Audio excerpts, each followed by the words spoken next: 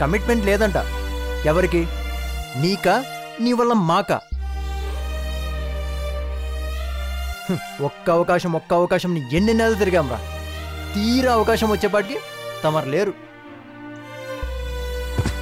అసలు ఇదంతా కాదు. నిన్న ఎక్కడికి వెళ్ళావు? ఫోన్ చేస్తే లిఫ్ట్ చేయనంత బిజీగా ఉన్నావా?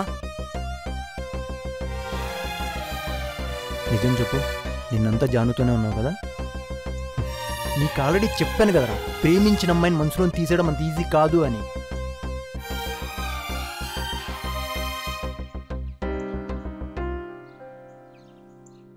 తను సాఫ్ట్వేర్ జాబ్ చేస్తున్నాడు నాన్న. సాఫ్ట్వేర్ జాబ్ వదిలేసి వచ్చింది ఇలా అవకాశాలు పోగొట్టుకోవడానికేనా? Okay, very good. బట్ ఇప్పుడు చేయట్లేదు నాన్న.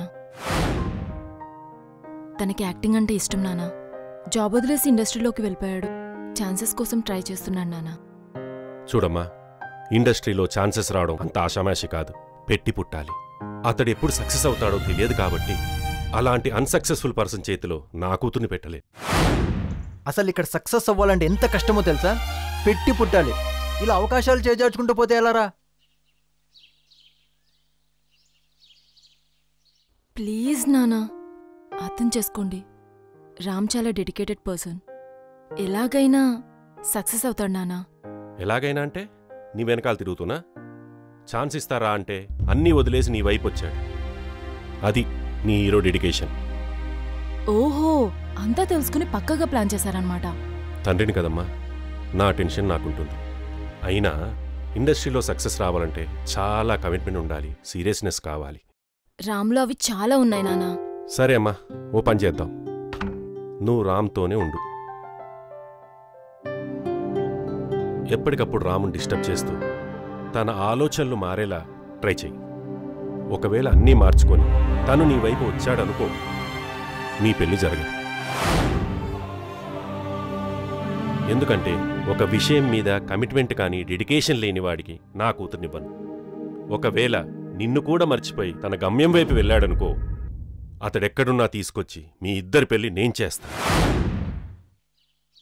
గుర్తుంచుకో, ఒక కమిట్మెంట్తో సీరియస్నెస్తో ఉంటావా లేదా ప్రేమ అవకాశం అంటూ ఇలా రెండు పడవల మీద కాలేస్తావో నీ ఇష్టం.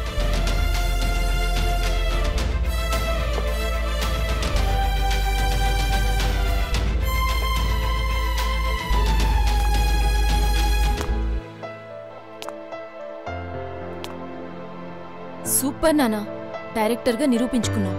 మంచి డైరెక్టర్గా నిరూపించుకోవడానికి ఒక్క ఛాన్స్ కోసం చూసిన నువ్వు పెళ్లి చేసుకున్నావు, నన్ను కన్నావు.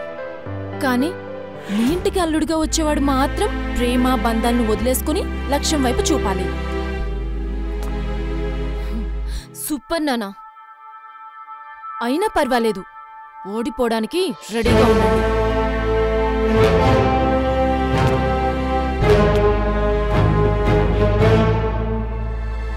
ఏంటే నాన్నగారితో అలాగేనా మాట్లాడేది? సారీ చెప్పు. మీ ఆయనకి చెప్పు, కూతురు పెళ్లి ఎలా చేయాలో ప్లాన్ చేసుకోమని.